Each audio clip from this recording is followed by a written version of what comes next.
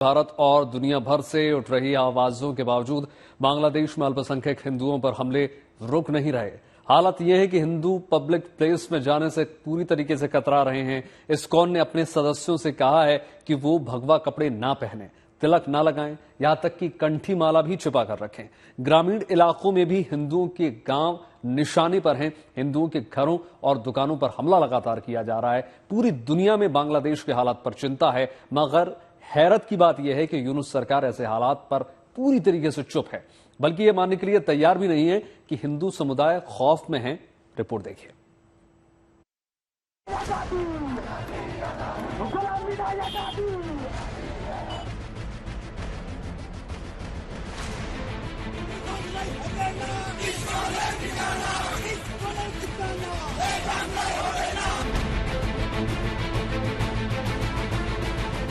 चिन्मय प्रभु की गिरफ्तारी और गिरफ्तारी के बाद हिंदुओं के लिए हर रोज बदतर होते हालात।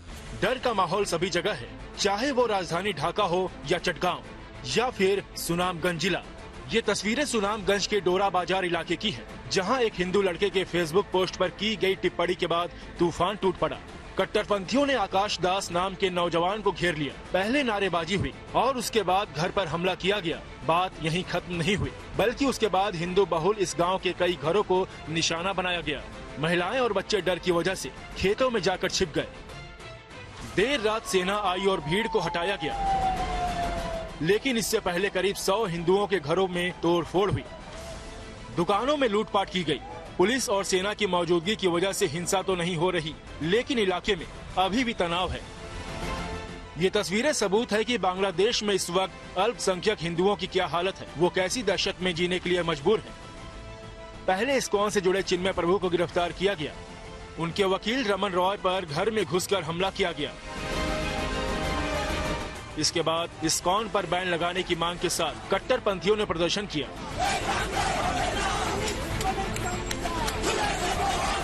इस दौरान कई हिंदू मंदिरों पर हमले किए गए। हिंदू वकीलों और हिंदू नेताओं को लगातार धमकियां दी जा रही हैं। उधर ढाका यूनिवर्सिटी में छात्र भारत विरोधी नारे लगा रहे हैं।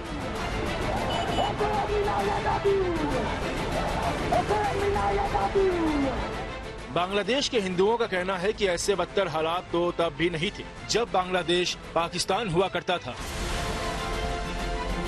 शेख हसीना सरकार के दौरान भी हिंदुओं के साथ ज्यादती होती थी, मगर तख्ता पलट के बाद सांस लेना भी मुहाल हो रहा है। खबर है कि इस्कॉन और चिन्मय प्रभु के समर्थकों पर पुलिस जुल्म कर रही है। मंदिरों पर छापेमारी हो रही है और डर की वजह से कई लोग मंदिर में एक साथ रह रहे हैं।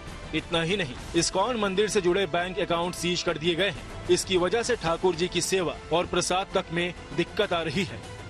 बांग्लादेश सरकार अल्पसंख्यक हिंदुओं को पर्याप्त सुरक्षा देने का दावा कर रही है। कहा जा रहा है कि इस्कॉन से कोई दिक्कत नहीं। Said we don't have any plan to ban ISKCON. That is like we have said it repeatedly. मगर दूसरी ओर पुलिस और अदालतों में काम करने वाले वकील भी हिंदू समुदाय के खिलाफ लामबंद है।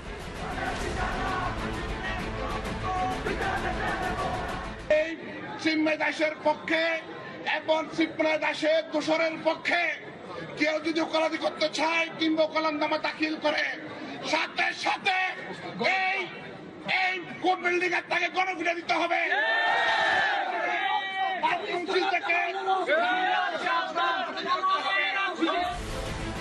चिन्मय प्रभु की जमानत याचिका पर सुनवाई 2 जनवरी तक टाल दी गई है। इस बीच हिंदू संगठन सनातनी जागरण ज्योत ने आरोप लगाया है कि सरकार ने 70 हिंदू वकीलों को गलत तरीके से इस मामले में फंसाया है, ताकि वे चिन्मय प्रभु की तरफ से केस में पेश न हो सके। यानी कोशिश है कि चिन्मय प्रभु को पैरवी के लिए वकील तक न मिले। कोलकाता इस्कॉन के वाइस प्रेसिडेंट राधा रमण दास ने सोशल मीडिया पर पोस्ट करके कहा है कि जिस दिन चिन्मय प्रभु को अदालत में पेश किया गया, रेगन आचार्य उनके वकील थे, मगर सुनवाई के बाद उनके चैम्बर में तोड़फोड़ की गई और उन पर जानलेवा हमला किया गया। राधा रमण दास का सवाल जायज है कि कोई वकील चिन्मय दास के लिए कैसे पेश हो सकता है जब उन्हें निशाना बनाया जा रहा हो। बांग्लादेश के ऐसे हालात पर भारत में तो गहरी नाराजगी है ही। ब्रिटेन और अमेरिका में भी इसके खिलाफ आवाज उठ रही है। ब्रिटेन में विपक्षी कंजर्वेटिव पार्टी के सांसद बॉब ब्लैकमैन ने कहा है कि बांग्लादेश में शेख हसीना के सत्ता से बाहर होने के बाद हिंदुओं के सफाई की कोशिश हो रही है। Are suffering with their houses being burnt, the businesses being ransacked, priests being arrested, and I understand 2 further were arrested over the weekend, and 63 monks were denied access to the country. So the clear issue here is an attempt at ethnic cleansing of Hindus from Bangladesh. इस दौरान विदेश कार्यालय मंत्री Catherine waste ने भी बांग्लादेश के हालात पर चिंता जाहिर की है। अल्पसंख्यकों की हिफाजत को लेकर यूनुस सरकार के दिए भरोसे का भी जिक्र किया। तो वहीं कंजर्वेटिव सांसद प्रीति पटेल ने सख्त लफ्जों में कहा कि बांग्लादेश में हिंसा हो रही है जिसे सरकार रोक नहीं पा रही। Many governments are condemning the violence and calling for peace and law and order to be restored. So I welcome the comments from the Minister, but I must emphasise that all efforts must be taken now. We have a religious leader who has now been arrested.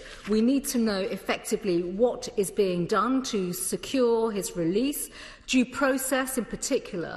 But at the same time, can the Minister give details of the government's engagement with the government on this particular matter? Britain ही नहीं, America में भी बांग्लादेश के मौजूदा हालात को लेकर चिंता है। इस्कॉन के संतों की गिरफ्तारी पर अमेरिका ने बांग्लादेश को हिदायत दी है। भारत पहले ही बांग्लादेश को सख्त लहजे में मैसेज दे चुका है, मगर बांग्लादेश की मौजूदा सरकार ये मानने के लिए तैयार नहीं कि हिंदुओं पर हमले हो रहे हैं या उन पर अत्याचार किया जा रहा है, मगर तस्वीरें सच बयां कर रही हैं। खौफ से भरे ये चेहरे बता रहे हैं कि बांग्लादेश कट्टरपंथ के शिकंजे में है। Bureau report, good news today.